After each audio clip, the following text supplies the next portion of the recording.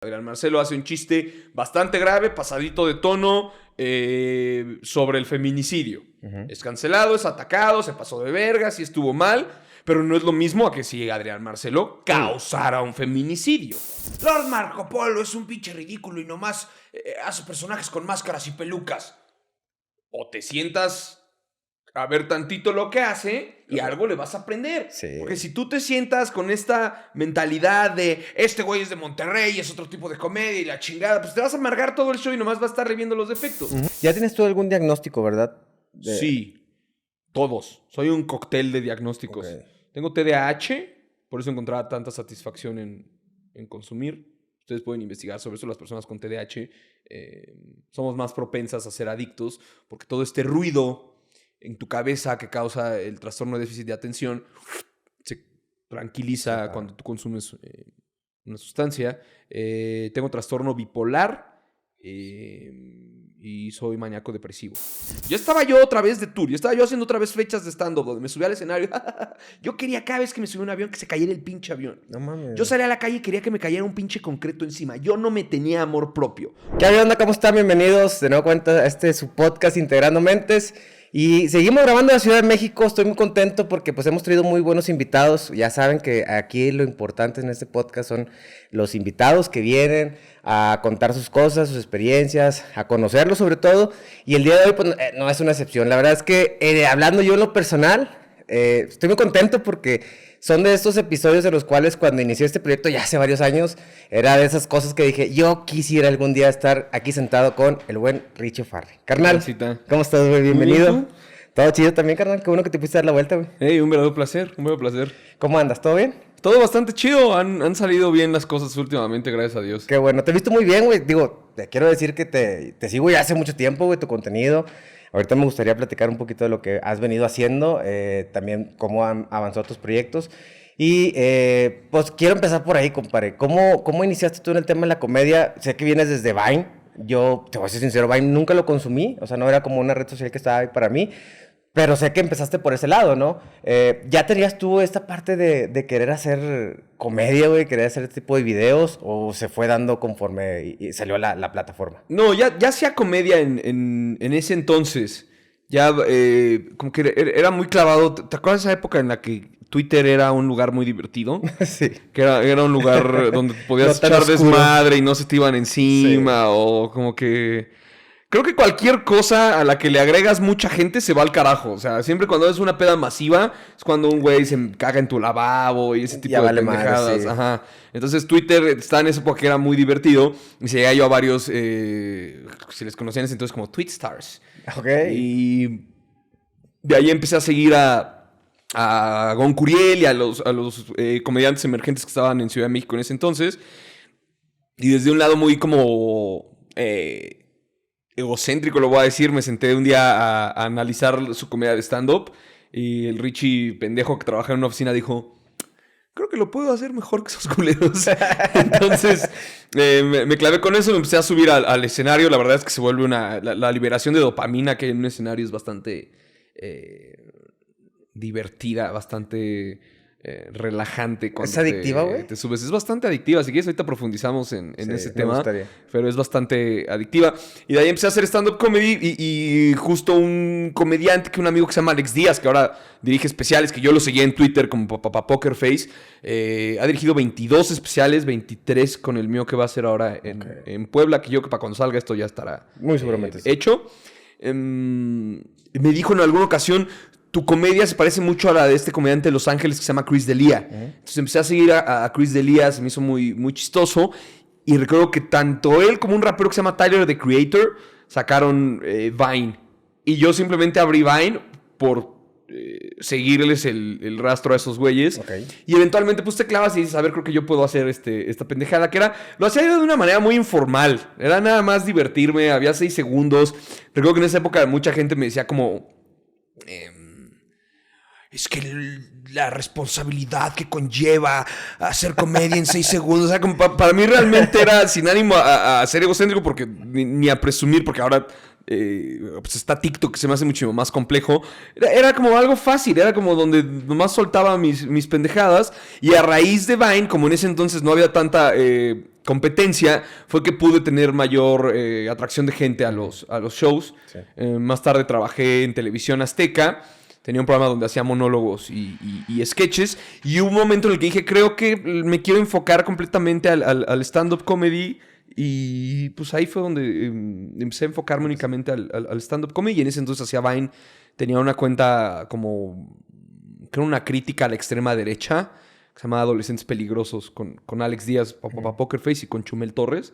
Y lo hacíamos para joder nada más. Nos con esa intención mucho encabronar gente. Ahí debe haber compilaciones en YouTube porque no voy a poner a citar esos Vines porque voy a desmonetizar el video.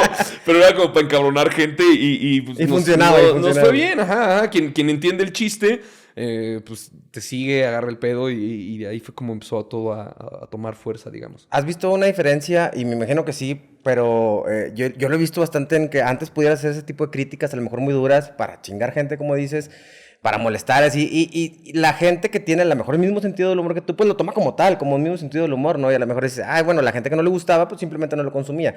Ahora siento que es muy diferente, ¿no? Ahora siento que no me gusta, tengo que decir que no me gusta y aparte te ataco, ¿y por qué haces ese tipo de comentarios? ¿Sí has visto esa disrupción, digamos, en el público el día de hoy? Como que existe una disrupción, pero también le estás dando un buzón en donde le dices literalmente, escribe aquí tu comentario. Uh-huh. O sea, antes la gente que se encabronaba por un chiste que aparecía en televisión era un güey clavado, solitario, que mandaba una carta a la televisora para que se le hicieran llegar al productor y al productor ejecutivo y al guionista de ese episodio. Los Simpsons tuvieron mucho ese tipo de cosas. ¿Cómo se llamaba esta?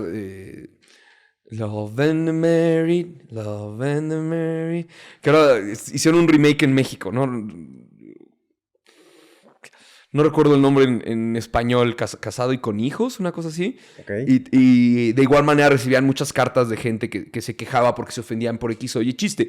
Ahora, como ha evolucionado este asunto desde YouTube, literalmente tú le estás diciendo a la gente, escribe tu comentario. Entonces, pues no te sorprendas cuando le pegues mucho a un público que no esté de acuerdo con lo que tú estés diciendo y que no entiende la comedia, pues se va a enojar. Ahí es donde creo que tienes que implicar la inteligencia del comediante al realizar un contenido para poder discernir a cuánta gente le quieres llegar a sabiendas de cuánta gente vas a ofender y si el chiste vale lo suficientemente la pena como para rifarte ese putazo o aguantártelo. Sí, porque incluso yo creo que pues esa es la parte como de la comedia, ¿no? Pero ahorita cualquier persona que dé su opinión, aunque no sea comediante, pues también me ha tocado ver que les afecta mucho el tema de los comentarios. Hay gente que ni siquiera, en el tema de podcaster, hay gente que ni siquiera lee los comentarios, ¿no? Por ahí mucha gente dice, no, yo prefiero no leer los comentarios porque me afectan. Creo que sí es algo que debemos de trabajar uno como en la persona, bien lo dices tú, pues es un buzón de sugerencias, ya tú lo tomarás como tal, si te afecta, si te hace feliz o lo que tú necesites, pero realmente sí trabajarlo de este lado. Lo que a mí ya me preocupa, y me queda claro tu ejemplo, pero también a veces esa parte del buzón de comentarios no llega nada más a ser un comentario, sino también llega a un tema de cancelación, ¿no? Como también ya te ha afectado esta parte, güey.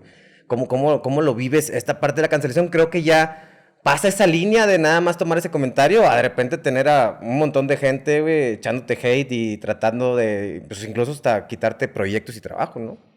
El show que tengo ahorita que estoy finalizando el tour, 25 de abril, Teatro Metropolitan, cierre de tour, se llama Falacia. Y lo que explico en el escenario que hace el comediante en un escenario es una falacia, es un argumento que cobra fuerza en el escenario porque lo sostienes con retórica, porque lo sostienes con anécdotas, con datos, pero realmente el comediante, por lo que se arriesga a decir esta falacia, que puede ser, a lo que voy es que es una entre comillas, una mentira. Uh-huh. A lo que se arriesga el comediante con eso es que hay gente que no va a entender que esto es una falacia, que esto no es algo palpable, algo real.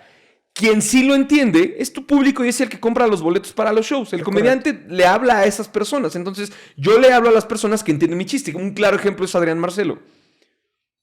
Adrián Marcelo entiende que hay gente que lo odia y que lo intenta cancelar, que igualmente lo han intentado cancelar, pero no sucede. ¿Por qué? Porque el sujeto tiene a su público. A su público y el comediante como que trabaja para el público, que es, voy de nuevo, para quien entiende de manera consciente o inconsciente la falacia de la comedia, que es, voy a dejar mis asuntos allá afuera, voy a dejar mis problemas allá afuera y me voy a poder reír de las pendejadas que están sucediendo allá adentro. Entonces, me río de chistes de judíos, me río de chistes de gays, pero de repente hacen un chiste de síndrome de Down y como tengo un hermano con síndrome de Down, me ofendo y mando una carta encabronado y me quejo, etcétera.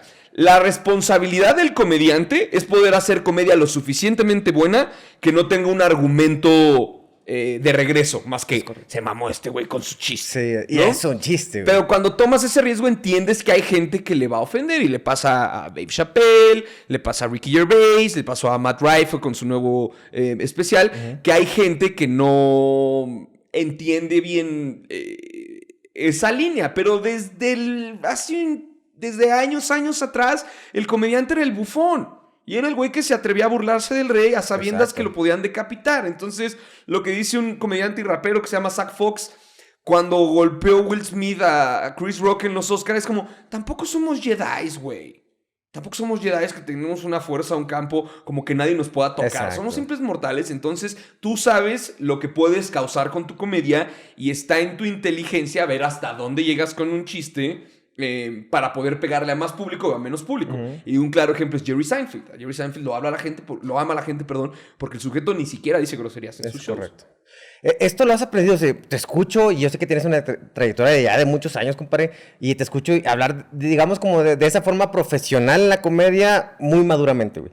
¿Lo has venido adquiriendo o has tenido como ese pensamiento desde un inicio? ¿O cómo ha sido llegar hasta aquí y tener pues ese tipo de conciencia que ahorita estás platicando? No, lógicamente te lo da la experiencia. Vas adquiriendo cosas con la experiencia y a través de consumir comedia, que creo que es lo que más te fortalece como comediante, además de la práctica, vas adquiriendo esa experiencia en el camino a través de las cosas que te van sucediendo. Ahorita que mencionas el tema de la cancelación, creo que hay una línea muy gruesa a trazar entre la diferencia entre ser cancelado por una pendejada que dijiste y ser cancelado por una cosa que hiciste. Total. Esas son las que ya no tienen vuelta atrás. Retomo Ricky Gervais. Ricky Gervais hace muchos chistes, incluso en el nuevo especial que lanzó el 25 de diciembre, hace muchos chistes con los cuales él sabe que cruza una línea.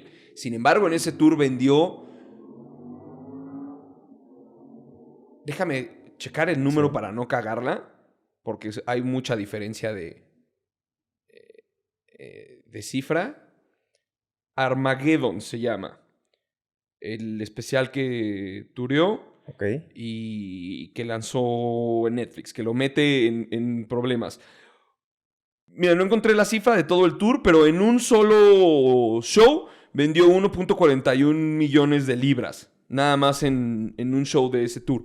Lo que te quiero decir con todas estas vueltas que le estoy dando es que a pesar de que es cancelado para muchas personas, hay un público fijo que lo sigue y por eso fue un éxito el tour y por eso fue un éxito ese especial, por el cual se encabrona mucha gente, lo cancela y no quiere ir a sus shows, que es gente que simplemente no consume comedia o gente que es muy sensible. Sí. Por el otro lado tenemos el ejemplo de Louis C.K., que se causaba autoplacer frente a sus mujeres abridoras.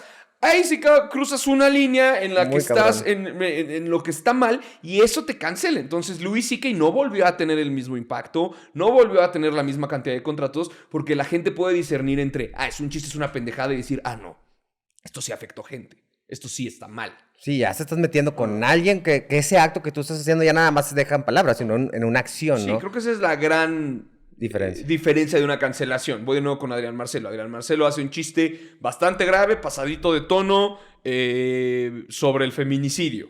Es cancelado, es atacado, se pasó de vergas y estuvo mal, pero no es lo mismo a que si Adrián Marcelo causara un feminicidio. Total. Creo que esa es la línea gruesa que existe entre la cancelación. Vámonos de nuevo ejemplos. Rix y Danny Flow. No estoy defendiendo de la manera más remota lo que dijo Danny Flow. Estuvo equivocado, pero sin embargo, ¿por qué sigue dando conciertos? ¿Por qué sigue teniendo tour? ¿Por qué hay mucha gente que lo sigue escuchando? Porque es como, es un comentario, no tuvo valor. El sujeto estaba bromeando. Sí. Sin embargo, lo que pasó con Rix fue que él sí cometió un acto. Por eso está desvanecido de las redes sociales, que era lo que más amaba hacer. Y que al final tuvo una consecuencia hasta legal. O sea, ya se metió en un detalle en la cárcel. Bien cabrón. Ahorita mencionas a muchísimos comediantes, pues digo que la mayoría de ellos, todos gringos, ¿no? siempre ha sido tu influencia, pues sí, o sea, como las personas o el tipo de comedia que tú has consumido, más americana, o así creciste con ese tipo de contenido. Fíjate que justamente estaba escuchando tu nuevo material que es animado. El ciudadano mexicano animado por Trino. Y hablas desde, pues cuando estabas morro, ¿no, güey? Y pues, no sé, también preguntarte ahorita más adelante de eso, pero hablas de cómo tú venías de tu casa, cómo era tu círculo, cómo era tu familia, dónde vivías y demás. Entonces, no sé si tú tuviste siempre ese alcance de ver ese tipo de comedia americana o ya fue como cuando estabas en la comedia empezaste a descubrir otro tipo de comediantes. O sea, ¿cuáles son tus comediantes realmente que consumías y que a lo mejor te han llegado a impulsar a donde estás? Fue más para la adolescencia, que mi papá ya tuvo dinero para la televisión por cable, donde gracias a mi hermana empecé a consumir más comediantes gringos, por así decirlo. Saturday Night Live, ese tipo de cosas.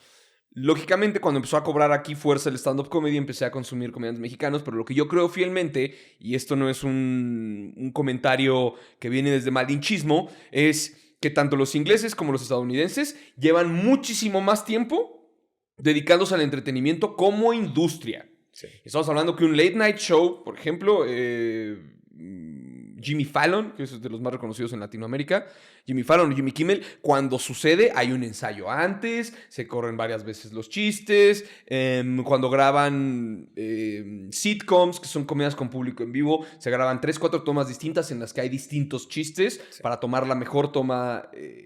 El chiste que más haya impactado es el que se queda. Lo que quiero decir es que tanto los gringos como los ingleses son unos genios del entretenimiento y lo han visto como una industria desde hace muchos años. Por ende, tienen muchísima más experiencia y conocimiento en cómo hacerlo que nosotros los latinoamericanos, para que nosotros es relativamente joven esto que está sucediendo. Entonces, sí, sin ser malinchista, mis influencias más fuertes y mis mayores influencias son comediantes estadounidenses y comediantes gringos, y probablemente Franco Escamilla te puede decir lo mismo. Ahora, unos años atrás pude conocer el trabajo de comediantes mexicanos y latinoamericanos y te topas con cosas brillantes. Yo siempre lo he dicho fuerte y quedito, que Carlos Vallarta se me hace completamente brillante, se me hace un genio, se me hace el mejor comediante de Latinoamérica y por ende uno de los mejores del mundo. Total. Y ahorita que decías el tema del entretenimiento, creo que muchos de estos pues nuevos creadores de contenido, porque ya tienen muchos años trabajando en la industria, que de repente ves que alguien quiere hacer un tipo de espectáculo como americano o inglés y tú que ya,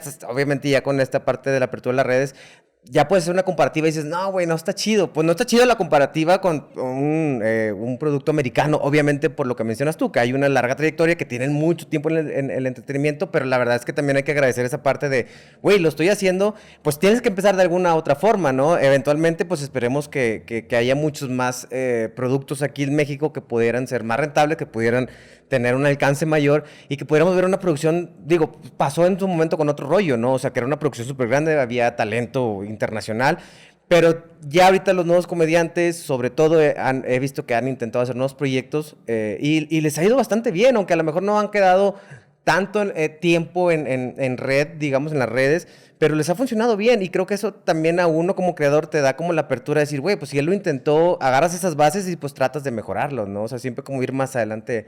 De algún momento llegar a la industria que vimos nosotros de chavos en la parte americana, ¿no? Creo que es una cuestión de permitir tener paciencia y que exista un rato el ensayo-error para que se pueda establecer bien el concepto, y lamentablemente también es un asunto de presupuesto. Sí, o sea, es un asunto muy grave de presupuesto. Por ejemplo, puedes ver, me atrevo a decir, ojalá no me esté equivocando, que el programa latinoamericano con más éxito a nivel mundial es LOL. ¿Qué tiene LOL? Un presupuesto enorme. Cabrón. Una fantástica producción de Eugenio Derbez, de Mary Leguizamo, de Ben Odell, que es el socio de Eugenio Derbez en todo lo que hace. Para quien no lo sepa y admire a Eugenio Derbez o reconozca su trabajo, en cualquier producción de Eugenio Derbez está Ben Odell involucrado. Okay. Entonces, ¿qué sucede?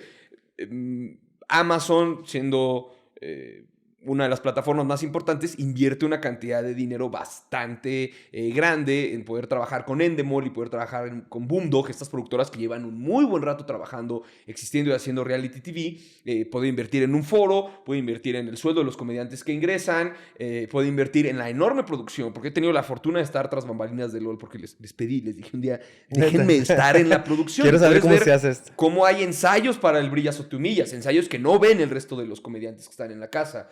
Cómo hay un cambio de tono, cómo hay un cambio de luz, cómo hay un cambio de ambiente y atmósfera en la casa para exactamente cada momento que está sucediendo, cómo hay guionadas muchísimas partes de lo que dice Eugenio Derbez para que estas puedan tener un buen flujo y puedan tener chistes desde antes, más lo que él puede aportar con improvisación. Claro. En ese momento. ¿Por qué sucede? ¿Por qué suena? ¿Por qué la gente lo ve? Porque tiene una muy buena producción detrás involucrada, pero además el concepto es bueno.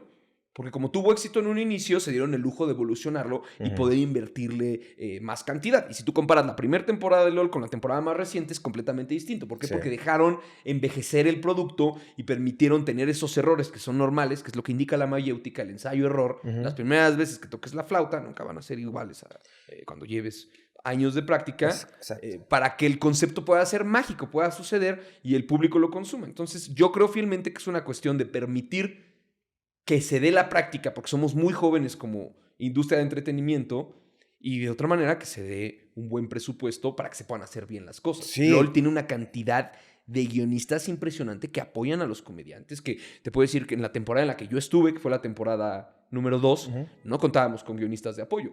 Entonces todas las pendejadas que se te ocurren, eres tú solo planeándolo, que no es lo mismo a poder apoyarte con guionistas, que te puedan decir vamos a trabajar en esto, que puedas solicitar inversión para un personaje, al que le puedas invertir tiempo, un guión. Es eso, permitir que envejezca un producto, y a veces es un grave error que no se atreven a cometer muchos productores o plataformas en México, que es vamos a atrevernos a que el producto pueda envejecer y así lo podamos mejorar. Claro. Gran ejemplo en España, El Hormiguero. Sí. El Hormiguero no es lo mismo que era cuando empezó siendo un programa semanal en España, y ve el éxito que tiene y la cantidad de invitados de talla internacional que tienen. Y lo trajeron a México, y ¿cuál fue el error? Que se quisieron comer la caca a puños, y en vez de dejarlo semanal como el de España en un inicio, lo metieron 4 veces a la semana. Entonces tuvieron en un inicio a Daniel Radcliffe y a esta cantidad de invitados internacionales, y ya para los 2 meses ya, señores, Daniel Bisoño. El cambio bien drástico, ¿no? Y no lo dejaron envejecer. Sí. Porque era un gran semillero de comediantes, y era un gran concepto, y era una gran apuesta de televisión azteca. Porque estaban invirtiendo una muy buena lana cada episodio, y la gente lo percibía y la gente se divertía. ¿Cómo has visto tú el crecimiento en la parte de la industria aquí? Bueno, tú vives aquí en Ciudad de México, ¿no? Yo te puedo hablar desde Monterrey. En Monterrey siempre ha habido mucha comedia. Desde que estaba morro, güey. Y a lo mejor muchos de los comediantes referentes en Monterrey, pues tienen una comedia muy norteña, güey. No sé cómo explicártelo, por muy norteña. En su tiempo, ahorita pues ya ha cambiado mucho la comedia, pero en su tiempo pues había mucho hablar de la esposa, güey. Del tema del abuelo, del machismo, ¿sabes? Sí, probablemente chistes que repetían los comediantes, pero había una escuela que estaba chingándole y estaba aprendiendo. Sí. Y por eso terminas cultivando un pinche semillero de comediantes donde tienes a Iván Lamole, Lord Marco Polo, Adrián Marcelo, Franco Escamilla, Mike Salazar, probablemente se me están yendo Oscar Burgos. ¿Por qué? Porque permitieron que envejeciera, que pasen los años. Y se ha visto mucho porque yo lo que consumíamos allá, bueno, al menos en lo particular, sí era un tema muy regional, ¿no? De repente empieza este tema del boom de las redes, empieza a crecer, empieza a proyectar mucha gente de acá. Y es una comedia diferente, al final, ahorita ya siento que está más empatada, pero al final es, porque incluso hasta la cultura es un poco diferente, ¿no? Que vivamos en el mismo país. Y al principio sí era como una limitante, o incluso yo llegué a escuchar entrevistas de comediantes regios como que, ay, los estandoperos de México, güey, claro que no, o sea, porque es un tema un poquito diferente del tema de la comedia stand-up al comediante normal en Monterrey, ¿no? Que ya eventualmente, pues, empiezan a juntar esas dos partes, como a abrir un poquito las puertas y decir, bueno, venga, vamos a probar también esa comedia, y ya ves a comediantes regios que han tomado tanto la comedia regional, tanto como la comedia de acá de ustedes, güey. Y empecé a ver una mezcolanza bien chingona, o sea, también comediantes nuevos, comediantes que también vienen para las nuevas generaciones haciendo algo, un contenido bien diferente, pero sí siento que ha habido como esa apertura de los comediantes, ¿no? No sé si te ha pasado, digo, he visto ahora podcasts y entrevistas y demás donde ponen a todos los comediantes de la vieja escuela, sobre todo de aquí en México, que salían en Televisa en aquel momento, y muchos de ellos echan mucha mierda, güey, a todos los estandoperos, o sea, a todos los que vienen haciendo comedia Uno ahorita. en específico, no creo que no quieres mencionar el nombre y todos lo sabemos, es un elefante en esta habitación, pero hay uno en específico, ¿no? ¿Tú cómo tomas esa parte, güey? Porque al final yo creo que también creciste con esos comediantes como yo allá en Monterrey, los comediantes regios, esos salen en la tele, es imposible no conocerlos y verlos en algún momento, que en algún momento te haya divertido algún chiste o algún show, ¿no? Pero de repente ver ahorita y dices, güey, cabrón, en vez de que dejaras de envejecer, en vez de que pues tú también aprendieras de los nuevos talentos y que siguieras muy vigente, pues ya nada más echas mierda, ¿no? ¿Tú cómo lo recibes en la parte como un comediante que pues ya viene haciendo tiempo, pero pues estás muy vigente, güey? Yo creo, y siempre lo he dicho, no hay vieja escuela y nueva escuela. Hay escuela que se actualiza. Okay, sí, y por eso nadie habla, voy de nuevo, de Jerry Seinfeld como un comediante de vieja escuela. Así se es. habla como un comediante. Y lo mismo sucede con Chris Rock. Sí, sí, cierto. Si tú te actualizas, y el gran ejemplo es Eugenio Derbez. ¿Cuántos años lleva en el entretenimiento? Y nadie dice que es un comediante de vieja escuela. Tienes razón. La gente se refiere a él como un talento, como un comediante. Tú tienes de dos cuando surge alguien nuevo.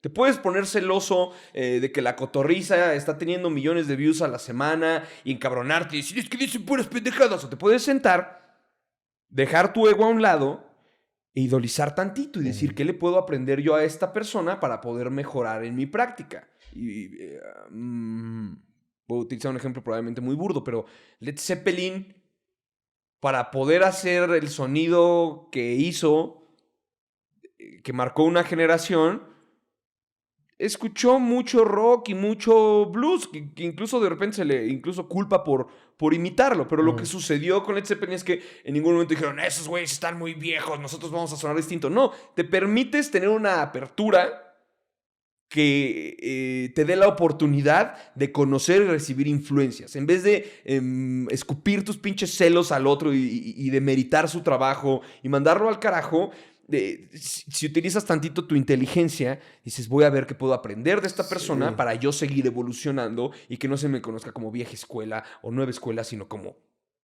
escuela. Y eso pasa en todo, güey. Hace poquito tuve una entrevista con un piloto y decía eso, o sea, hay de pilotos a pilotos, güey. O sea, si eres un piloto que se está actualizando, pues vas a saber mucho más porque pasa en yo creo que en todas las profesiones. Ellos decían, oye, a veces los pilotos de antes que movían todos los instrumentos para despegar, güey, porque es un desmadre, antes de despegar tienes que quitar y mover y hablar y bla, bla, bla, y si ahorita pues todo es automatizado, güey. Entonces ahorita le picas a la computadora y te hace ese proceso de que todo ya esté listo para encender el avión, pero tú tienes que darte cuenta nada más. Digo, son procesos que te vas actualizando, al final tiene su chiste trabajar con una computadora, pero tienes que irte actualizando, si no, pues te vas a quedar ahí, ¿no? Y pasa con los doctores, si puedes ser un doctor, no nada más porque salgas con una bata y digas, el COVID existe o otra cosa, o el de resfriado, le vas a creer, güey, ¿sabes? Es porque trae la bata, sino, a ver, ese doctor está actualizado, no está actualizado, para no quedarse atrás. Entonces creo que también en la comedia, pues aplica totalmente este tema, ¿no? No lo había visto así, fíjate, o sea, como que vieja escuela, sí es cierto, o sea. En la comedia y en todo. En todo. Es dejar el ego a un lado para permitirte aprender. O sea, yo podría decir, Lord Marco Polo es un pinche ridículo y nomás hace personajes con máscaras y pelucas. O te sientas a ver tantito lo que hace y algo le vas a aprender. Sí. Porque si tú te sientas con esta mentalidad de este güey es de Monterrey, es otro tipo de comedia y la chingada, pues te vas a amargar todo el show y nomás vas a estar reviendo los defectos. Si te sientas con la oportunidad de tener empatía, porque es otra persona que está trabajando en lo mismo que tú, que viene probablemente de otra ciudad, tiene otras cosas en el contexto de su vida, su imaginación es distinta. Si tú te permites aprender y conocer lo que está haciendo, es a mí lo que me pasa cada vez que veo en vivo a Franco Escamilla. Digo, siempre hay algo que le aprendo a ese cabrón. Siempre, siempre. Sí, y todos, ¿no? Digo que hay gente que tiene mucho talento, que hay veces que incluso es algo que tú puedes adaptar y decir, güey, o sea, en la parte del podcast ves a gente, ves a un Roberto Martínez, aquí a mi compadre Gafe 423, que lo han hecho muy bien, y pues en vez de estarte peleando como si fuera una competencia, pues dices, déjame agarrar, ¿qué es lo que hacen? Digo, yo aquí he hecho buena amistad con el buen Gafe, y cuando fui a su estudio, güey, pues ves lo que a él tiene ese avance de 3, 10 pasos adelante de ver las cámaras, la producción, lo que ha hecho, los errores que ha cometido, y eso es para que tú también no lo cometas, ¿no? Entonces, en vez de verlo competencia, pues es verlo como algo que puedes, pues igualar, y no tanto como una cuestión de superarlo, sino de, güey, esto me sirve, cabrón, o sea, esto me sirve, ¿por qué no puedo yo tener también esa apertura con otras personas a transmitir lo que has aprendido?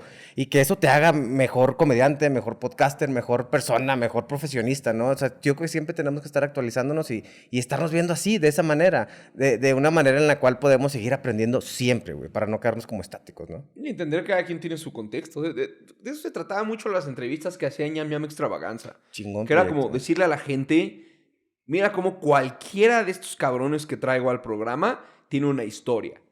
Y no llegó a donde está simplemente por casualidad. Le chingó, ¿no? Sí. Ese proyecto está bien chingón, compadre. De hecho, has hecho muchos proyectos. Has hecho desde cachetón, por culpa de ese programa.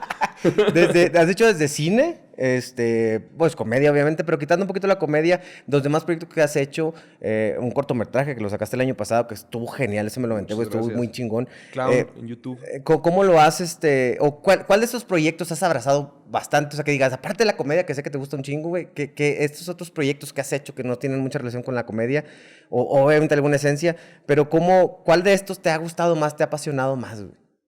Pues el podcast Ánimo, que ahora va a regresar como Animus, las cosas que me dice la gente cuando estoy de tour, o ahora que hicimos Ciudadano Mexicano Animado por Ti, hicimos unas proyecciones en Cinépolis, entonces había meet and greet, y la relevancia que tiene, aunque sean poquitos, y se lo digo muchas veces a los compañeros, como no te enfoques en los públicos gigantescos y la chingada porque vas a vivir frustrado. El público al que tú le llegues, esa cantidad a la que tú le llegues, va a ser muy importante para ellos. Piensa en este grupo musical que a ti te encanta y mucha gente no conoce. ¿Cuál sería? Por ejemplo, en Monterrey, amigos de Arsenal de Rimas, de raperos, Ajá. que en su momento tenían mucho alcance. Y ahorita ahí siguen, pero no tienen, o sea, no son esos famosos que se presentan. No son headliners de festival, correcto. etcétera. Pero a ti te causan algo muy cabrón. Y en tu día a día causan un impacto muy chingón. Y dices, la próxima vez que tenga la oportunidad de verlos en vivo, ahí voy a estar. Sí. No se trata de las masas, se trata de la cantidad de corazones que tú puedas tocar con el arte que tú haces. Para mí esa es la esencia. Y por eso creo que Ánimo ha sido como el proyecto más, para mí, más relevante. Porque era estar abriéndome yo y enterarme en el proceso que ha salvado la vida de personas, que ha ayudado a sacar adelante a personas de la depresión, que han hecho cosas por ellos mismos, ir a terapia, etcétera, a través de escuchar ese tipo de experiencias. Siento que esos proyectos tienes mucho contacto con la gente, güey. Y el hecho de saber que te puedan un comentario, como dices tú, en el buzón y de los comentarios que te digan, güey, me ayudaste en esto, me hiciste... Andaba bien de la chingada el día de hoy, escuché tu podcast o vi un video tuyo y me la pasé genial, o sea, me cambió el estilo. Para uno como creador sí te llena bastante y no como un tema de ego, que a huevo le gustó, no, o sea, sino, güey, chido, güey, estoy ayudando a alguien. Me voy a poner muy profundo, pero somos un pinche micropunto en la historia del mundo. Y si durante tu paso en esta vida tú puedes aportar tantito algo a la gente, te puedes ir satisfecho. Cantinflas decía, la primera obligación del ser humano es ser feliz, la segunda es ser feliz a los demás. Sí. Como si tú creo que descansas mejor sabiendo que le ayudaste a alguien. Y de nuevo, como tú dices, no viene desde el lado del ego de, me encanta que me feliciten por mi trabajo, sí, ¿no? Es saber que estás haciendo bien las cosas y ya. Correcto. Compadre, ¿por qué dejaste de hacer Ñam Ñam Extravaganza? Era un programa, güey, que me encantaba, güey. O sea, porque me encanta ahorita mucho el podcast porque conozco gente muy fantástica, güey. Y aunque sea 1 hora, 2 horas, poquito tiempo, siento que hay una conexión muy profunda con los invitados. Me pasaba mucho cuando veía Ñam Ñam Extravaganza. O sea, conocía mucha gente, mucho talento, sobre todo de aquí en la Ciudad de México, que no conocía a través de ese programa, güey. Y que ahorita, hasta el día de hoy, lo sigo y me apasiona mucho el trabajo que hacen. O sea, me llena mucho el trabajo que hacen de comedia o algunos otros tipos de programas, ¿no? Entonces, y ese programa creo que también me gustaría saber cómo lo iniciaste, cómo fue que sacaste ese tipo de programas, y ya había habido uno, o sea, pues yo creo que no descubrimos el hilo negro, pero pues adaptamos también conforme a lo que somos nosotros, y cómo fue el proceso, porque de repente tenías invitados locales y luego llegaste a tener invitados de talla internacional, güey. Sí. Y hay muchos que se quedaron en el camino, que yo escribía en mis notas como conceptos. Uno era irnos en helicóptero a Acapulco con Adal Ramones y comer mariscos en la playa. Quería entrevistar a Derbez en Los Ángeles. Por ejemplo, eso fue lo que hice con Omar Chaparro. Le dije, te quiero entrevistar en Los Ángeles para que la gente vea. Sí. Que hay mucha gente que te tira hate y te tiene envidia y la chingada, y que vean cómo si tienes un Bentley en Los Ángeles fue porque te partiste el culo y tomaste riesgos y viniste aquí a trabajar. Por eso te quiero entrevistar ahí y treparme a tu Bentley para que nos vayamos a comer unos hot dogs en Pink's. Lo dejé porque estaba bien cachetón, porque es muy cansado comer en cámara. La gente no ve, pero a veces el invitado no trae tanta hambre. Entonces tú tienes que compensar, porque es un programa de comida. Y si comes poco, la gente te lo empieza a reprochar. Sí, claro. Tienes que compensar lo que no está comiendo el invitado. La otra fue que como que se me empezó a acabar esta lista de gente que yo tenía en mente, porque afortunadamente palomeé muchos. Y esta otra que tengo, que es invertirle toda mi energía a las cosas que me causan mucha pasión y me gustan. Y desde que lo inicié dije, esto no va a convertirse en una obligación con la que yo tenga que estar cumpliendo cada viernes. Esto se va a acabar cuando me deje de causar la satisfacción que me está causando ahorita. Probablemente un día regrese. No estoy diciendo que ya se acabó para siempre. Tampoco estoy diciendo ya va a regresar. Y otra cosa, también era muy cara la producción. Porque hacíamos que se viera bonito. Entonces trabajaba con una casa productora a la cual había que pagarle para que hiciéramos preproducción, producción y postproducción. La postproducción de Ñam Ñam Extravaganza era y es una chinga porque está inspirada en los programas coreanos y en los contenidos que ustedes ven en Netflix. Si te das cuenta, cada 3, 4 segundos, a menos que haya un plano secuencia, hay un cambio de toma. Entonces, esa era la filosofía de Ñam Ñam. Cada 3 o 4 segundos tiene que estar sucediendo algo. O un hashtag en la pantalla, o una imagen de fondo, o una imagen en pantalla congelada, o un video, o un cambio de toma. Como que eso agotaba mucho al editor. Entonces, lo descansé un rato, pero no es de manera indefinida. Sí, te digo, ese tipo de cosas las hago por diversión. Yeah. De repente me decían que era foodie y me empezaban a llevar a programas de comida y yo decía que... No, yo solo quería presentarle a la banda lugares donde me gusta tragar, o me metían a retos de comida. Te vas a comer 10 cosas. Yo no como mucho, güey. Yo quiero que la gente conozca estos lugares y siento que en una mesa se puede dar una muy buena charla y se trata de que la gente conociera un platillo y una persona.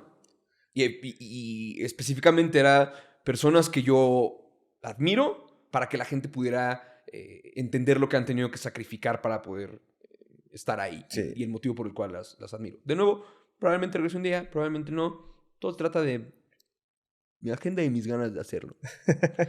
Qué chingón. Si empiezas a enfocarle, a aventar como que tu energía a 1000 cosas a la vez, no puedes darle el mismo peso a la energía y las cosas no salen igual. No salen como quieres. La gente no es pendeja, lo nota. Y esa, te lo juro que Ñam Ñam, güey, no me lo perdía. Y sí se veía, o sea, toda la parte de esa producción, que mucha gente a veces no lo ve, no lo nota. Y ahorita que hablabas de, déjame pedir chance en LOL para meterme ahí atrás en la producción a conocer todo eso, güey. Te das cuenta realmente de todo lo que se tiene que hacer alrededor. A mí me crea mucha... No he tenido la oportunidad de estar como detrás de una producción como tal, o sea, alguna película, algún programa, pero sí me vuela la cabeza de repente estar viendo tu programa y, o sea, cuando tienes varias cámaras, un invitado y me está apareciendo 1000 cosas ahí como edición, sí me crea así de que, güey, ¿cómo le hacen? O sea, el momento de corte, coman, no coman, espérense, vamos a grabar, o está fluido y todo lo demás, pues se adapta. Toda esa parte de la producción, ya conocerla, dices, ahora entiendo por qué a lo mejor no era tan sencillo hacer o seguir haciendo Ñam Ñam Extravaganza, güey. Pero sí era un programa que estaba de lujo desde la producción, desde los invitados y por supuesto, pues tú que lo dirigías. Y esperemos, compadre, vuelva a regresar por allá ese programa, güey. Tengo otra en mente que no es de comida, pero igual se involucra con una entrevista. ¿Puedes platicar? Hay algunas ideitas, ¿no? Sí, te tiro más o menos el concepto. El concepto es, en vez de una entrevista larga, creo que está sucediendo mucho eso en los contenidos, y yo soy uno de ellos, ¿eh? En vez de tener una entrevista larga donde conoces a la persona, etcétera, tomas una cosa de su carrera. Un error, algo importante, un momento importante en su vida, una cosa. Va de una cosa esa entrevista, y después hay una persona tomando nota de las palabras clave de esa entrevista. Okay. Y al concluir esa entrevista, que te digo, es muy breve, tenemos 2 horas para hacer una canción de rap sobre el tema. ¡Ay, cabrón, güey! Y realizarle un videoclip. ¡Qué loco, güey! Está cagado, ¿no? Sí, está bien chingón, güey. ¿Te pasó mucho el rap? Me gusta mucho el rap. Me gusta mucho el rap y creo que como como comediante es una fórmula que puedes utilizar porque es barra punchline. Ajá. Barra punchline. Entonces, creo que como comediante, es que no quiero decir es más fácil, porque le tengo mucha admiración al craft del rapero y es una cosa bastante compleja, pero que el comediante entiende un poquito mejor el rap, porque te da, de nuevo, barra Sí. punchline. Y justo el profe Franco Escamilla, te digo que siempre le aprendo algo. En una ocasión fui a su casa a convivir y me platicaba de lo mucho que le ayudaba a él, pues, muy clavado con el freestyle, el Lobo López. Cabrón. Cómo le ayuda a generar chistes porque estás trabajando tanto en barra punchline, que de repente te empieza a dar la habilidad para poder crear en el escenario un chiste que es lo mismo, la misma estructura. Planteas un tema, explayas tema y finalizas con un punchline que es donde la gente se ríe y si el chiste es muy bueno, aplaude. Exacto. Y qué chingón que puedas hacer algo que a ti te apasione tanto, o sea, que haces algo que te gusta, mételo en ñam ñam porque te gusta la comida, porque te gusta hablar con gente que eran amigos tuyos incluso, la mayoría, y ahora con este nuevo proyecto que quieres hacer es como, güey, me quiero meterle a hacer una canción de rap porque me mama el rap, güey, entonces, sí, que es, porque luego de repente... Porque me respondí eso, dije, me quiero divertir. Exacto. ¿En qué soy semi bueno y me puedo divertir? Creo que o sea, probablemente es un secreto muy Peter Pan, pero se los doy. O sea, como que muchas de las cosas que he hecho yo es, ¿cuál es un área de expertise que tengo que pueda yo desarrollar en el camino? Que te reconozco de manera humilde, soy bueno, pero no soy tan bueno. Sé que con experiencia se va a volver mejor. ¿Y en cuál voy a estarme pasando bien? Sí. Qué chido. Muchas de las cosas que hago están basadas en eso. Digo, la idea siempre, toda la gente lo dice, o sea, trabaja para que, o sea, busca un trabajo que te divierta, güey. Digo, a veces que no se puede, pero si se puede hacer, exacto. Oh, güey, qué chingón. Sí, o sea, tampoco se trata de ser un pinche hippie hedonista, güey. Además, lo que me da gusto, pues va a ser un fracasado, güey. Sí, güey, sin dinero en la calle, güey. Sacrificio, pero claro. que te la pases bien en lo que estás haciendo. Exacto, chingón. ¿No? Háblame de los shows, güey. O sea, ahorita hablábamos un poquito al principio del tema de qué se siente para empezar a estar arriba de un escenario con X cantidad de personas. Ahorita me platicas cuál es el máximo auditorio que has tenido. Pero, amigo, a mí lo único que me ha tocado a lo mejor es exponer algún tema, güey, dar un curso con 25 personas, güey. Y obviamente sí te genera un poco de nervio con esa cantidad de personas, güey. ¿Qué sientes tú en un show cuando estás en un auditorio o en algún lugar que hay muchísima gente y que pues vas a dar tu trabajo? El sentimiento previo es horrible. Lo odio. ¿Mucho nervio? Se siente más o menos. Lo más cercano que te puedo dar no es literalmente, pero para que lo entiendas y el público que está viendo o escuchando lo entienda. Duele aquí más o menos como cuando te rompen el corazón. Ok. Ubicas ese como dolorcito sí. que no es probablemente literal, pero que se siente aquí. Un le dicen nudito, los gringos, sí. los guts. Aquí se siente ahí. Ya. Y si tú lo permites, te empieza a dominar la ansiedad. Si tú confías en tu trabajo, va a estar presente. Pero lo que me enseñó Sofía Niño Rivera cuando empezaba fue, el día que te dejes de poner nervioso, retíate porque significa que no te importa. Entonces, te pones nervioso porque te importa que las cosas salgan bien. Una vez que estás en el escenario y tomas dominio de lo que está pasando, es una cosa hermosa.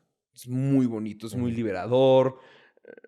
Cuando el público tiene una muy buena entrega y te aplaude algo que improvisaste o que tienes un texto que probaste 2, 3 veces, algo sucede con tu energía que dices como, esto funciona.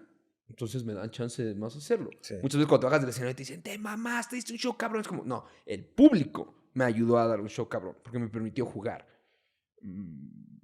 Eso es lo que se siente. ¿Cuánto público has tenido así, en tu mayor aforo? El mayor aforo fue un año, fíjate, cuando estaba en el pico ñam ñam, que hicimos 2 teatros Metropolitan, que el teatro Metropolitan es de 3,200. ¿Sientes igual que sea un público de 1,000 personas a un público de 3,000 personas? No. Sí siente... El de 3,000 es como un monstruo, así como que vas domando y es como que se gobierna solo. Es difícil de explicar, pero ambas cosas son muy distintas, pero causan niveles de satisfacción muy diferentes. Eres otro Richie cuando estás en el escenario. Yo te he visto, te he visto mucho en programas, no había tenido la oportunidad de conocerte, pero te he visto mucho en programas que siento que eres muy tú. Y te he visto en el escenario, güey. En el escenario explotas. O sea, de repente empiezas a aventar, o sea, tu nivel de voz incrementa, tu pasión incrementa y es otro Richie que no estás acostumbrado a ver, por ejemplo, en YouTube, o sea, en tus programas, por ejemplo, ¿no? ¿Sientes ese cambio o es en automático? ¿Cómo lo vives? Creo que canalizo mis nervios a energía. Y si escribo un chiste o una cosa que yo pienso, reconozco perfectamente, o lo voy a reconocer conforme lo pruebe varias veces en el escenario, la energía que requiere ese chiste. Y si requiere que levante la voz o la baje o que mueva los brazos, etc. Pero sí soy muy... ¿cómo se dice? Expresivo en el escenario. Cabrón. Es algo que le admiro mucho a Carlos Vallarta, que carece mucho de las expresiones y los ademanes, entonces el texto es tan inteligente que te logra hacer reír. Pero sí, es algo ahí mágico que sucede. ¿Terminas y se te baja esa adrenalina inmediato o todavía te quedas como... Oh? Se queda un ratito. Ahí es cuando caes en los pinches vicios y las pendejadas porque vámonos de peda. Sí, se sale bien. Ya, con el tiempo y la experiencia aprendes a consentirte y a chingarte una cenita en el hotel y a darle al día siguiente. Valoras más la energía que estás guardando para el día siguiente y que requieres para poder ser lo suficientemente responsable con tu audiencia. Es correcto. Eso se va aprendiendo al final con los años, güey. O sea, es imposible de que... Digo, a menos que no tomes. Por ejemplo, ayer estaba aquí con nosotros Sabrina, Laura Pico, si lo ubicas. El micrófono sí. y mencionaba, o sea, de repente tengo un personaje que soy un desmadre, pero yo no tomo ni nada. O sea, yo termino mi show, yo me quiero ir a dormir. O sea, letas, ya me quiero ir al hotel a descansar y a trabajar porque voy a trabajar mañana. Pero porque así ha sido siempre, nos platicaba, ¿no? Entonces, de repente nosotros, ¿estás de acuerdo que tienes 25 años, 26, 27, que es una edad también donde, pues, te gusta el desmadre? Y luego, pues, conoces a mucha gente con a lo mejor dinero, influencias y demás, pues, es muy propenso a que pase eso. Entonces, yo creo que, digo, qué bueno que al final con el tiempo y con la edad, pues, también vas como apaciguando esos pensamientos o esas situaciones para, porque al final también, digo, repercute tu salud, güey. Hasta yo creo que también hasta tu mismo trabajo, ¿no? Se empieza a ver diferente cuando empiezas a quedarte nada más en esos vicios, güey. Y ahorita que hablamos del tema de las adicciones, me decías que estar en el escenario, pues, se vuelve pues como una adicción, ¿no? Sí, probablemente es la liberación de endorfina lo que hace que nos volvamos adictos a ese pedo. ¿Y has tenido pedos por eso? O sea, porque cualquier adicción al final hay alguna situación. ¿Con el tema del escenario has tenido un pedo en particular? Pedos tal cual no, sino como que los bajones que dan cuando no lo estás haciendo. Okay. O sea, al menos en mi experiencia, no sé con otros comediantes, pero me parece que sí. Nos sucede como que el síndrome del impostor, como que crees que no estás haciendo nada. O sea, el ritmo que tienes cuando no estás de tour es muy distinto a cuando estás de tour. Te sientes útil. Como la abstinencia, güey. Ansiedades estás generando, ajá. Qué loco. Sí, sí. Sí, porque al final, digo, uno lo puede, no relaciona más como el tema de adicción con las sustancias, ¿no? Pero pues también hay otras cosas externas que te pueden crear una adicción. Y que si no las trabajas, pues pueden ser muy complejos también hasta para tu salud. Y ahorita brincando de la parte del escenario a lo que acabo de ver también en estas semanas, pues tu comedia animada, güey. Ciudadano Mexicano. ¿Cómo se te ocurrió hacer este tema, pues animado, güey? Era cuando consumía. Cuando me daba mi motor. Andaba dándome un motor nocturno. Y tal cual, pachequé la idea. Y dije, este es un show que me gusta mucho, Ciudadano Mexicano. Porque es muy biográfico. Y creo que nunca voy a hacer, porque ya está hecho además, un show tan biográfico en el que platique tantas cosas sobre cómo crecí. El show que tengo ahorita, el próximo que voy a lanzar, que se llama Cortocircuito, por obvias razones, es biográfico en una vivencia actual, algo que sucedió actual. Pero lo que tiene Ciudadano Mexicano es que es cosas que viví de morro. O sea, son todo lo que ven en ese show me sucedió. Probablemente algunas estén juntadas en la zona en la parte de las fiestas. Probablemente te platico que todo sucede en una fiesta, pero son cosas que me sucedieron a mí en varias fiestas.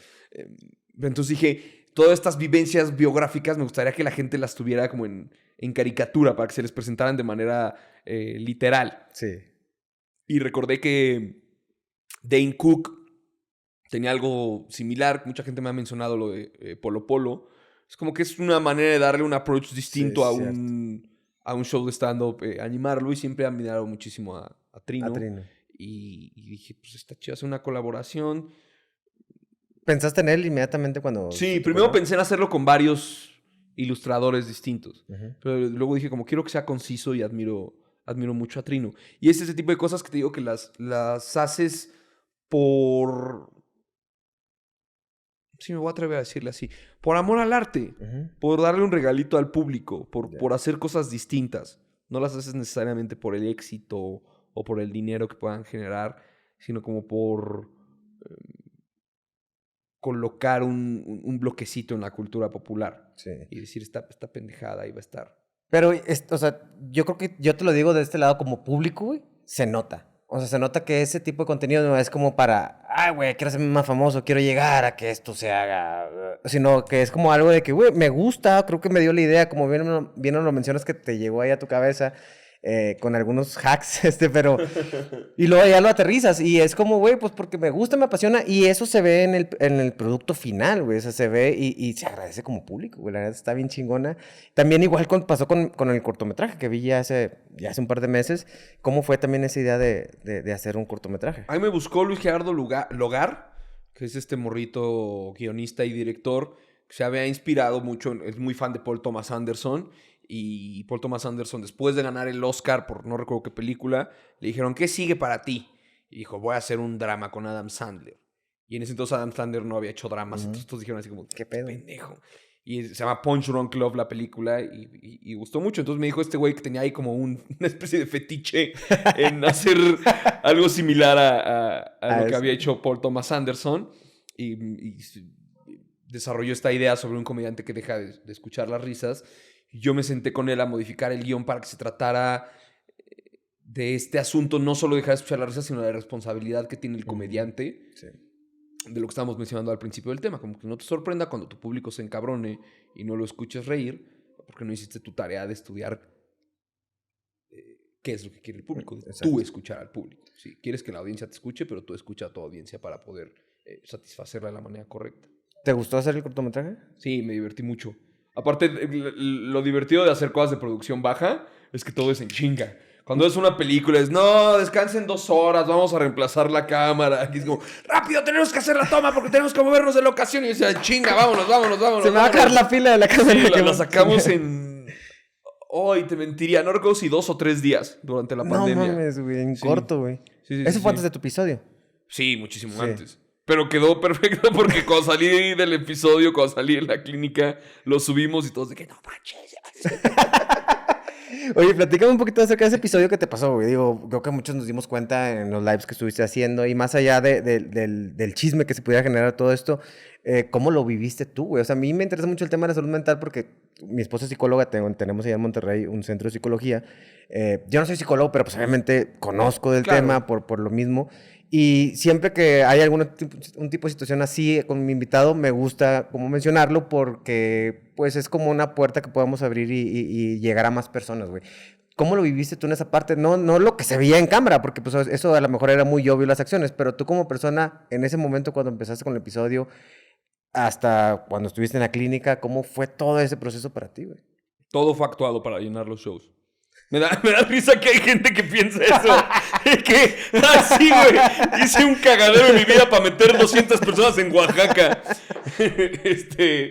No, pues no te das cuenta. El brote maníaco depresivo es culero porque tú no te das cuenta. Es como una litosis. Lo sufren quienes están alrededor, tú no. Entonces, nada más fue como olitas de mar. Fue creciendo y creciendo y creciendo. Y a lo que yo lo adjudico mucho, y es justo lo que platico en este show que te digo que el próximo año vamos a... Bueno, este mismo año, pero a finales, a platicar, que es como una experiencia muy cruda, muy dura, muy real, la cual te comparto para que me utilices de ejemplo sobre cómo se puede tocar un fondo que ya no tiene vuelta atrás. En muchos aspectos. Afortunadamente, muchísimos aspectos sí tuvieron vuelta atrás, pero lo que me sucedió y que se hizo público le permita a la gente ver cómo se te pueden ir al carajo muchas cosas y no tienes que esperarte a tocar fondo para ser más responsable con tu vida. Porque yo era muy pro de la salud mental y asistía mucho a terapia y la chingada, pero no paraba de consumir marihuana. Y eso fue lo que eventualmente más una sobrecarga laboral, me mandó al carajo. Explotó. Sí, yo vivía con una filosofía muy pendeja, que es el work hard, play hard. Es muy de rapero. Lamentablemente el rap nos educa sobre muchas cosas muy positivas. Pero... El hustle y la chingada, y hay que ver para arriba, y siempre estar viendo para arriba, y el éxito, y la importancia de cuidar a los que están de ti. Pero hay mucho hedonismo de por medio. Mucho de lo que es el enfoque del rap, que yo desde morro crecí escuchando, era como la satisfacción inmediata de las cosas que tú crees que te mereces. Sí. Porque hosteleaste. Entonces el work hard, play hard, que es el trabaja duro, juega duro, me mandó al carajo. Porque tenía yo un estilo de vida que era chingarle, trabajando, chingarle. Y cuando llegaba un momento de tener tiempo libre, descagarme. Y eso me pasó factura. Afortunadamente no me morí, pero hay banda que lamentablemente sí le sucede. Y yo que fue una manera en la que mi cerebro dijo, ya suéltame, cabrón. Sí, pues ya al final toda la carga pues explotó. ¿Ya tienes tú algún diagnóstico, verdad? Sí, todos. Soy un cóctel de diagnósticos. Okay. Tengo TDAH, por eso encontraba tanta satisfacción en consumir. Ustedes pueden investigar sobre eso. Las personas con TDAH somos más propensas a ser adictos porque todo este ruido en tu cabeza que causa el trastorno de déficit de atención se tranquiliza cuando tú consumes una sustancia. Tengo trastorno bipolar y soy maníaco depresivo. ¿Siempre lo has atendido? En cuestión, no sé, de medicamentos, sí, medicamentos sí, pero ahora muchísimo más porque ahora me dieron un diagnóstico certero a partir de todo esto que pasó. Y lo que te quiero decir es que no, o sea, tu vida no es depresiva, no todo se va al carajo, simplemente tienes que ser mucho más responsable contigo mismo y cuidarte y las cosas salen bien. Yo no lo podía creer cuando salí de la clínica, que caí en una depresión terrible. Yo me quería morir todo el tiempo. Todo el tiempo me quería morir. Lo platico en el nuevo show. Pero cuando te refieres me quería morir, ¿qué era tu sentimiento? Nunca consideré el suicidio, pero me cruzaba muchas veces por la cabeza. Okay. Y llegué en un momento a pensar, ¿cómo es que Alfredo Adame no se ha matado? Dije, porque a mí la gente en la calle me abraza y me dice, vas a estar bien. Ese güey se lo verguean. Y al día siguiente lo ves en Venga la Alegría tirando patadas de karateca, de bicicleta, diciendo, Magali, Chávez, ya no es mi novia. Entonces dije, algo debes poder hacer, ¿no? Aférrate y las cosas salen bien. Cuando te procuras, las cosas son muy distintas. Y lo estaba platicando con un amigo que lamentablemente sigue consumiendo. Y dije, llega un momento en el que tienes muchísimo más peso en todo lo que obtienes positivo al cuidarte más, que es lo que te impulsa a seguirte cuidando. Y empiezas a tener menos ansiedades, empiezas a dormir mejor, empiezas a dejar de estar tan sensible. Sí. Entonces, lo que quiero decir, por si hay personas que sufren de diagnósticos similares a los míos, es que las cosas salen bien cuando te cuidas y expresas las cosas y las hablas y te rodeas de gente que te quiere y te procura y te, entre comillas, puede cuidar. Sí, y es como una enfermedad cualquiera. Al final es como cuando vas con el doctor y dice, oye, tienes gastritis. No debes de comer picante, güey. Si tú no comes picante, vas a estar con madre, güey. No vas a sufrir gastritis. Pero pues si le sigues comiendo picante, pues nunca te vas a aliviar. Incluso hasta las cosas se pueden empeorar. Pasa igual que la salud mental. O sea, si tú no te cuidas y no cuidas también tu proceso terapéutico, tu proceso psiquiátrico en su caso, o con sus medicamentos, todo va a estar bien, güey. O sea, puedes vivir una vida plena teniendo un diagnóstico, hablando en temas emocionales o salud mental, güey. Eso no le veo ningún pedo. Sí, pero es una doble responsabilidad. O sea, el fin pasado escuché a una persona en una fiesta que decía que acaba de cortar, entonces estaba muy emocionada porque iba a ir a un plan en un rancho donde se iba a meter chocongos, y nos comentó que se había metido perico una noche antes, y esa noche estaba fumando mota, y que había intentado hablarle a su expareja, porque su psicólogo estaba de vacaciones y no sabía qué hacer. Entonces, como, yo ya estuve ahí en ese pinche asunto doble cara de estar yendo a terapia semana a semana y decir, ¿por qué no se resuelven las cosas? Como, exactamente. Lo tienes ahí enfrente, güey. Sí. Ser responsable contigo mismo. Exacto. ¿Cuál es tu relación ahorita con el tema de las sustancias? O sea, el tema de la cannabis, el tema del alcohol. Te comento esto porque yo cuando estaba morro, a lo mejor 18 años, hubo un tiempo que sí consumía muchas sustancias, ¿no? Llega un punto en el que sí, güey, no estuve en un anexo ni nada, pero sí como por conciencia propia dije, güey, o sea, está de más. Y posteriormente, ya cuando me metí con el tema también del negocio, fuimos a un diplomado de prevención de adicciones, donde también ya ha cambiado mucho la información, ¿no? Ya tiene mucho. Pero sí fue como satanizarlas, güey. O sea, para mí era de algún amigo que fumaba marihuana, güey, era de, no, está mal, güey. O sea, te va a afectar, al final va a haber pedos. Ya ahorita mi mente ha cambiado, o sea, al final también creo que todo con abuso es malo y ser muy puntual también que si tenemos un tema de un diagnóstico mental, o si no lo sabemos, también hay una responsabilidad muy grande en el consumir ese tipo de sustancias porque pueden desencadenar otras situaciones. ¿Cómo lo viviste tú después de estar en esa situación? ¿Cuál es la relación con las sustancias para ti? Mira, por algo, retomando lo que dices, son ilícitas. Sí. O sea, han hecho estudios suficientes como para saber que causan un mal. Y por algo el alcohol es algo que se prohibió en varias épocas de la historia y lo consumen únicamente los mayores de edad, porque sabemos que tienen consecuencias. Lo que quiero decir es que tú al consumirlas, no crean que yo, porque lo dejé ahora, te voy a estar diciendo todo el tiempo que no lo hagas, pero que tú al consumirlas sepas por qué son ilícitas. O sea, no todo es positivo y no todo es un camino floreado con esas cosas. O sea, tienes que entender que claro que tienen una consecuencia negativa. Sí o sí, güey. Sí. Punto. Por más que la marihuana sea muy amable, porque es la droga más amable que existe, tiene consecuencias a corto y a largo plazo que están sucediendo. En mi experiencia, yo, a través de lo que viví, quedé jurado. Dije, no quiero que me vuelva a suceder eso. Sobre todo vi el deterioro y lo que sufrió mi familia con todo lo que sucedió. Y por eso mismo no me quise quitar la vida. Dije, yo ya los vi cómo están. ¿Cómo chingados van a estar cuando no esté? Cuando yo no esté aquí. Por una decisión tan drástica y agresiva, ¿no? Sí. Entonces, mi relación, en mi experiencia, y teniendo la madurez suficiente como para admitir que soy un adicto, no tocarlas. Exacto. Es lo que te recomienda tu padrino en AA o en la clínica. Es aléjate de eso porque hay personas que lo pueden controlar. Y qué chingón. Hay gente que lo puede controlar muy, muy bien. Yo le tenía una envidia a mi ex-manager por eso. Le decía, es que tú te puedes tomar 3 tequilas y se acabó, güey. O me pasa eso con mi novia. Que la puedo ver tomarse 3, 4 tequilas, de repente está medio happy y suelta la bebida. El alcohólico no puede. No podemos. No podemos. Y por eso terminaba yo fumando mota todo el pinche día. Porque tengo una... soy susceptible a tener una conducta adictiva. Entonces, terminas viviendo con el pinche acelerador a fondo y eso no trae buenas consecuencias. Lo que yo descubrí a partir de todo esto es, me quiero cuidar, me quiero procurar y los resultados que he obtenido a través de hacerlo son muchísimo más satisfactorios y más grandes que cuando lo hacía. Y eso es lo que me ha permitido hacerlo con una mayor facilidad. Qué chido, güey. Ahorita que hablaste de la clínica de tu padrino, me acuerdo que tuviste una situación también con un anexo a una clínica y que te trataron mal, güey. ¿Cómo siguió ese proceso? Porque no sé si también estabas tú todavía medio inestable o realmente o realmente era una situación que te molestaba por lo que viviste ahí. Específicamente, lo que sucedió fue que me golpearon en la primera clínica en la que estuve. Entonces, yo pedí, es un error muy grave, le pedí a mi mamá que me transfiriera de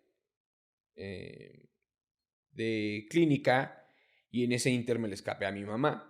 Y fue cuando hice un mayor desmadre. Okay. Y ahí fue cuando me tuvieron que llevar a una clínica bastante feicita. Y donde estuve internado aproximadamente 3 meses. ¿Ese inter fue cuando salió que estabas desaparecido y la madre? Ajá, todo ese desmadre. No estaba desaparecido, Estabas encerrado. Encerrado en sí sabía. Una clínica bien culera. Llegué y yo dije, ¿por qué está bien culero esto? ¿Dónde estamos? En Pachuca. Y yo, okay. Con razón. Con razón. Esto explica muchas cosas. Pero ahí fue donde te ayudaron o después cambiaron a otra clínica. Me ayudaron, sí. Comportamiento un tanto militar. Y lo que platico en este nuevo show que tengo que se llama Cortocircuito fue que la gente de la clínica quería que yo estuviera un periodo de 8 a 9 meses. Su madre, güey. Y mi papá fue un día y me dijo, yo estoy harto de verte aquí.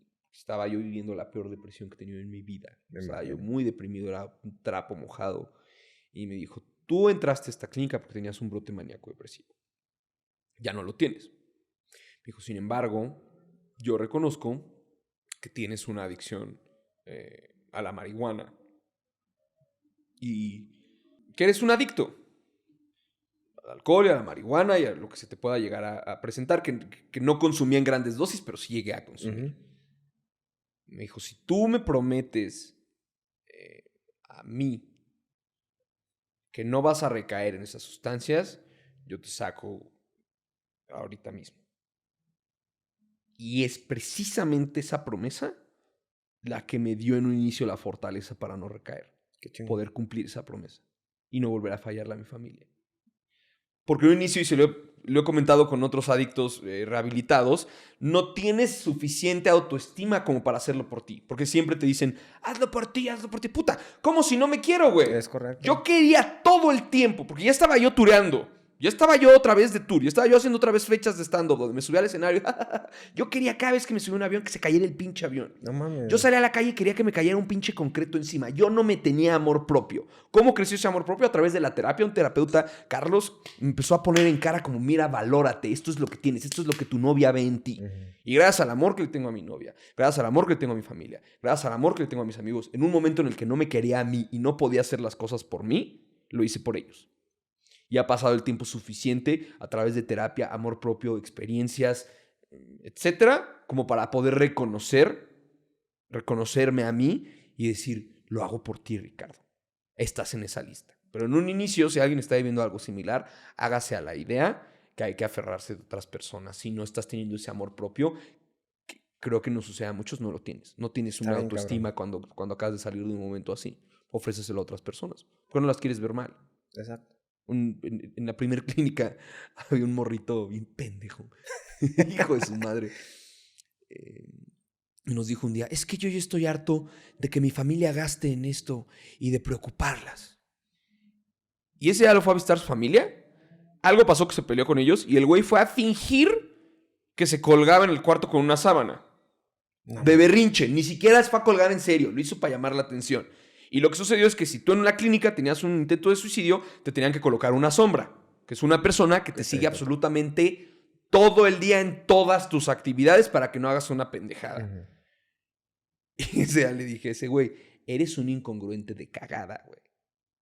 Porque fuiste a hacer tu pinche berrinchito, nos dijiste, no recuerdo si hoy en la mañana o ayer, que no querías preocupar a tu familia ni que gastaran. Con lo que hiciste, acabas de preocuparlos y la sombra no es gratis. Cuesta $1,000 al día, pendejo. No, entonces estás haciendo las dos cosas que no querías hacer. Sé pinches congruente, güey. Sí. Y haz el tipo de cosas cuando no tengas tú la estima propia por la gente que está alrededor preocupada y apoyándote. Exacto. Yo veía cómo me iban a visitar amigos cuando yo no quería ni siquiera comer y agarraban comida de su plato y me la colocaban en mi plato. Y yo dije, estos cabrones están prácticamente quitándose la comida del hocico con tal de que yo coma. ¿Cómo chingados no voy a comer ahorita que no puedo? Qué chido, güey. Se me pone la piel chinita, cabrón. Sí, o sea, y tener a esa persona cercana creo que es muy valioso y qué bueno que las tuviste, güey. Supe que tuviste una relación mejor con tu papá, que no sé qué tanto había de distancia, ¿no? Pero ahorita cuentas de él y hablas de él muy bien, güey. Y eso creo que parte de que, bueno, que ya estés bien de esa situación que tú pasaste y que estés con las personas que quieren, con tus amigos, con tu familia, güey, pues estás en un lugar ahorita muy chingón, güey. ¿Cómo fue esa parte ya, o sea, el antes y el después, o más bien dicho, después de ese episodio, cómo cambió tu vida? Tanto para las cosas buenas, porque me imagino que todo lo que nos estás contando ahorita, pues, es de admirar que estés en esta posición actualmente, pero creo que también vinieron cosas malas, o sea, no sé si en proyectos se te cayeron cosas, sí. Se fueron amigos, me avergoncé de manera nacional, hay un pinche elefante en la habitación cada vez que hablo con una persona, lo digo ahora en el show nuevo, la gente antes me pedía fotos, ahora me da terapia, vas a estar bien, me dan abrazos, qué gusto verte bien, chica tu madre, pídeme una foto, güey. Se cayeron cosas, Lo comparo mucho con el final de BoJack Horseman. Esta serie en Netflix, que es muy humana. Voy a tirar spoiler. Ya lo había comentado en el podcast de Roberto Martínez en Creativo. En el penúltimo episodio se ahoga en una alberca. Y tú dices, ¿se murió? Ya has sentido porque al inicio de la serie todo el tiempo ves que el güey termina en una alberca, en los créditos de inicio. Entonces, de repente sucede que en el penúltimo episodio se ahoga en una alberca. Y es como, claro, todo cierra aquí todo este cuadra. Ciclo. El güey muere en una alberca porque lleva una vida del carajo, de mucho egocentrismo, con el acelerador a fondo, consumiendo, siendo irresponsable consigo mismo, siendo muy egoísta. Y sucede en el último episodio que no se murió, no se ahoga. Y entonces visita en ese episodio a todas las personas que son allegadas a él. Y todos ya lo superaron y lo mandaron al carajo. De una manera muy amable. Va a la boda de una que era su exnovia y una gran amiga suya. Y dice, gracias por invitarme a tu boda. Y dice, no, esta es la boda para medios. Ya la boda chida la tuvimos la semana pasada. ¿Por qué me invitaste? Y le dice, ay, Bojack. No mames. Y así con cada amigo. Entonces te presenta esto, que te puedes no morir, pero te mueres para mucha gente. Y lo que yo le llegué a colmar a través de mis excesos fue eso. Y eso es algo irreversible. Y por eso voy a salir con un pinche tour donde me avergüenzo y platico todas las pendejadas que hice que me terminaron alejando de por vida de tantas personas. Cómo sí puedes morirte para muchas personas a raíz de tus actos. Y cómo hay cosas que son irreversibles y tienes que vivir con ello. Y lo único que te queda es procurar las que te quedaron. ¿Ya has dado este show de...? Sí. Okay. No lo he tureado, que lo he hecho únicamente en Ciudad de México. Pero sí, hay banda que llora. ¿Sientes una diferencia en algún otro show que ya has dado a este? O sea, porque estás hablando de cosas que es un tema que pasó recientemente, que es un tema difícil, muy complicado y que, pues bueno, al final se vivió a manera nacional, ¿no? Para toda la gente. ¿Sientes algo diferente al momento de estar expresándolo ahí? Muy. Y todavía me resulta un poco complicado. Me imagino. Porque es darle otro punto de vista. Fue algo muy cabrón que me sucedió en la famosa entrevista con Jordi, que fue la primera vez. Me preguntó mi terapeuta, ¿cómo te fue? Y le dije, es la primera vez que lo cuento de una manera que no es cagada. Entonces, como que una catarsis muy fuerte, que me desgasta mucho. Le platiqué eso a mi terapeuta. Le dije, es que a veces me duele hacer ese show y me drena mucho. Y me dijo, qué bueno, estás sintiendo. Cosa que con la marihuana no hacías. Ajá. Te dopabas para dejar de sentir y ahora estás sintiendo. Siente. Terapéutico. Sí. Qué chido, güey. Qué chido que puedas, pues, agarrar todas esas cosas malas que viste, esa experiencia negativa, por así decirlo, y que ahorita lo estés viviendo un show, güey, ayudando a la demás gente, como dices tú. Creo que es tener una visibilidad muy grande de las situaciones que a veces queremos tapar, o le echamos la culpa a otras cosas, güey, y no le damos la importancia a la salud mental. Entonces, qué bueno que tú con esa presencia que tienes puedas dar al público esa experiencia y que uno también de este lado pueda verlo, analizarlo y saber también si estamos, en qué posición estamos, güey. Digo, hay muchísima gente con alguna situación y qué bueno que lo estás haciendo y qué bueno por dos, que lo haces por ti, güey, también. O sea, que ya te lo dijo tu terapeuta, pero que es algo que te va a estar sanando a ti de por vida y que creo que es algo que también te va a estar reforzando día a día para pues, no volver a alguna situación así, güey. Sí, la responsabilidad del comediante es tomar esas cosas que son incómodas y hacerlas chistosas. Ando bien pinche anglosajón hoy, pero en inglés es make fun. La traducción de burlarse es make fun, es tomar un tema y hacerlo divertido. Eso es lo que hace el comediante. En esta ocasión ya no me tocó criticar a la señora del semáforo, ya no me tocó hacer la voz chistosa de la mamá, ya no me tocó hablar de la llanta ponchada, me toca hablar de una situación que fue muy amarga para mí y para muchas personas y hacerla divertida. Exacto. Y en el camino poder dar un gramito de aprendizaje al público. Mucho, güey. Para que se inhalen ese gramito en el baño. No, qué buena referencia. Sí, pero es de lo que ve el show. Es de, úsame de ejemplo. Porque antes de esto hubo una clínica en la que yo me interné de manera voluntaria y resolví el alcohol. Pero pensaba que la otra cosa era ligera y me terminó mandando al carajo. Sí, güey. Qué bueno que pudiste hacer ese show y me da mucho gusto, compadre, la neta, que te sigo hace mucho tiempo en tus otros proyectos y verte en esa situación, verte que estás bien, verte que estás muy bien con tu pareja, con tu familia, con tus proyectos y que sigues haciendo muchas cosas, güey, muy divertidas y muy chingonas. La neta es algo que sí quería transmitírtelo porque creo que mucha gente lo ve. Vimos a ese Richie que se aventó un chingo de videos y pidiendo perdón, güey, que también es bien difícil eso, me imagino, güey. Pero qué bueno, güey, al final, a sabiendas que ese Richie que conocimos hace mucho y que es muy alegre y es muy creativo, pues sigas aquí, güey, que no haya pasado alguna situación peor y eso, pues qué chingón, güey, te felicito por todo lo difícil que pasaste y que por eso que pasaste, pues sigues siendo Richie, güey, sigues mejorando, sigues siendo una mejor persona, güey. Muchas felicidades, carnal.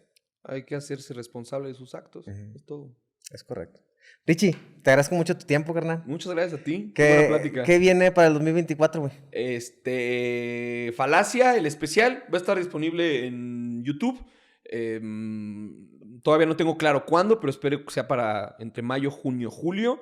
Posteriormente le vamos a dar un poquito de vida al especial Falacia y vamos a salir de tour con esto que les platiqué, que es el nuevo show que se llama Cortocircuito, donde si ustedes tenían alguna duda remota de lo que pasó durante ese brote, ahí se los voy a contar de manera específica y con mucho esfuerzo de una manera muy cagada para que se aprendan el chismecito y se puedan divertir en el acto. Y pues bueno, este proyecto que te comenté, que se llama Hitmakers, en el cual entrevista y hace programa de rap.